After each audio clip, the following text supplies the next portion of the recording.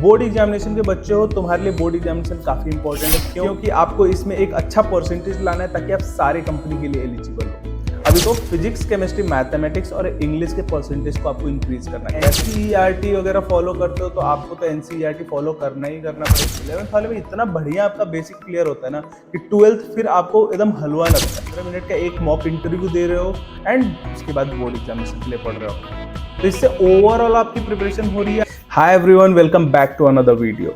Board examination वाले बच्चे सबसे ज्यादा परेशान है कि सर बोर्ड एग्जामिनेशन की प्रिपरेशन भी करनी है और साथ साथ में IMCET रैंक और स्पॉन्सरशिप भी क्लियर करना है, कैसे करें, बहुत कंफ्यूज्ड है। तो आज की वीडियो में आपको पूरा सॉल्यूशन बताऊंगा, ध्यान से सुनना। इस वीडियो में आपको बहुत ज़्यादा हेल्प मिलेगी। सुनने के बाद पूरा स्ट्रैटेजी आपको समझ में आ जाएगा कि कैसे आपको मैनेज करना है चीज़ों को। बाकी उससे पहले मैं आपको बता दूं, क्लब बैच ऑलरेडी लॉन्च हो चुका है। You can join it by clicking the link. There is a link in the description, form है वो, उस फॉर्म को फिल करो। मेरी टीम आपको कांटेक्ट करी, कोई भी डाउट हो फ्री ऑफ कॉस्ट पूछ सकते हो। बैच के बारे में भी पूछ सकते हो, पूरा डिटेल में आपको बताया जाएगा। थोड़ा बहुत डिटेल मैं भी आपको बताना चाहता हूँ बिकॉज चेंजेस हमने बहुत तगड़े करे हैं इस बार। अब हम फिजिक्स, केमिस्ट्री, मैथमेटिक्स को इतने डिटेल्ड वे में पढ़ाएंगे कि आपका क्लास 11th के चैप्टर 1 से क्लास 12th के लास्ट चैप्टर तक फिजिक्स, केमिस्ट्री एंड मैथमेटिक्स पूरा कवर किया जाएगा। और सारे टीचर्स या तो IITians या तो आपके एम्स ऐसे टीचर्स होंगे। एंड उसके साथ साथ आपको इतने क्वेश्चंस प्रैक्टिस के लिए मिल रहे हैं और उन सारे क्वेश्चंस के सॉल्यूशन वीडियोस भी मिल रहे हैं। और इसके साथ साथ स्पॉन्सरशिप के लिए तो हम फेमस हैं, हमारा स्पॉन्सरशिप का सिलेबस तो अनबीटेबल है, ठीक है। तो ये आपको पूरा चीज मिल रहा है एकलव्य बैच में स्टार्टिंग फ्रॉम 25th। तो you can join as soon as possible. नीचे डिस्क्रिप्शन बॉक्स में फॉर्म है, जस्ट फिल इट। वीडियो को स्टार्ट करते हैं। बोर्ड एग्जामिनेशन के बच्चे हो, तुम्हारे लिए बोर्ड एग्जामिनेशन काफी इंपॉर्टेंट है क्योंकि आपको इसमें एक अच्छा परसेंटेज लाना है ताकि आप सारे कंपनी के लिए एलिजिबल हो।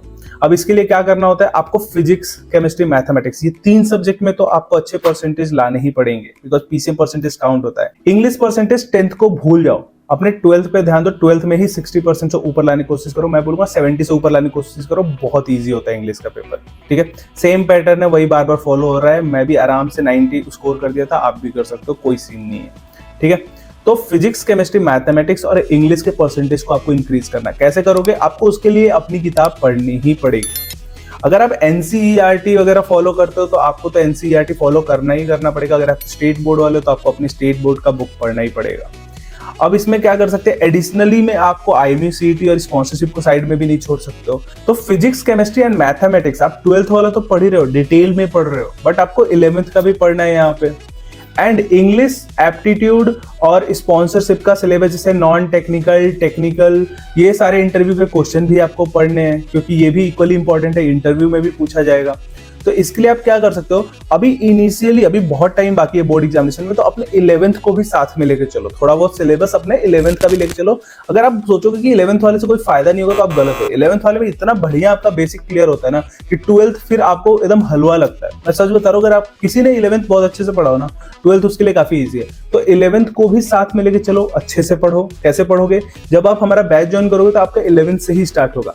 उसमें बोर्ड एग्जामिनेशन से पहले तक आपका 11th पूरा मक्खन हो जाएगा। एंड साथ में बोर्ड एग्जामिनेशन के लिए तो आप पढ़ ही रहोगे ना, कहीं ना कहीं कोचिंग लेके, या फिर नहीं भी पढ़ रहे होगे तो हमारे वहां तो पढ़ोगे ही ना। बोर्ड एग्जामिनेशन तक आपका 11th एंड 12th का पूरा सिलेबस कवर हो जाएगा।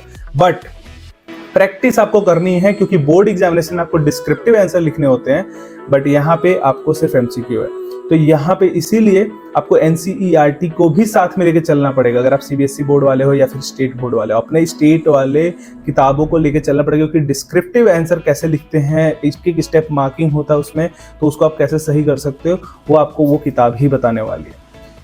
इसके बाद आपका इंग्लिश बचता है, आपका एप्टीट्यूड बचता है, इंटरव्यू बचता है, ठीक है। इंग्लिश और एप्टीट्यूड को अगर आज के टाइम पे देना है टाइम तो आप विद इन 1 मंथ आप पूरा सिलेबस खत्म कर सकते हो। कैसे, IMCET 200 किताब है, ठीक है। मैं आपको दिखा देता हूँ किताब, यहीं पे मेरे बगल में पड़ी हुई है।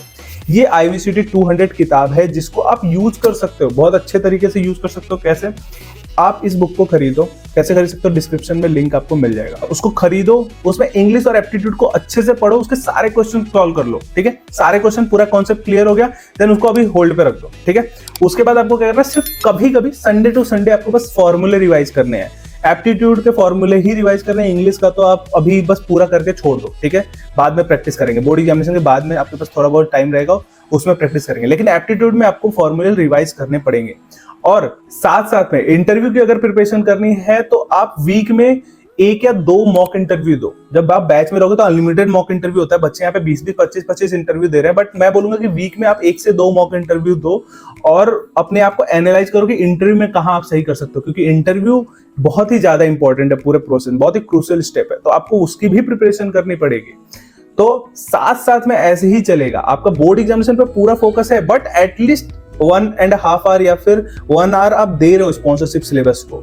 1 महीना अभी फटाक से रन मार के आप एप्टीट्यूड का सिलेबस, इंग्लिश का सिलेबस खत्म कर रहे हो, प्लस आधे घंटे आप दे के नॉन टेक्निकल और टेक्निकल भी रिवाइज कर रहे हो, आधे घंटा इज मोर देन इनफ। आप 15 मिनट का एक मॉक इंटरव्यू दे रहे हो एंड उसके बाद बोर्ड एग्जामिनेशन के लिए पढ़ रहे हो अपने।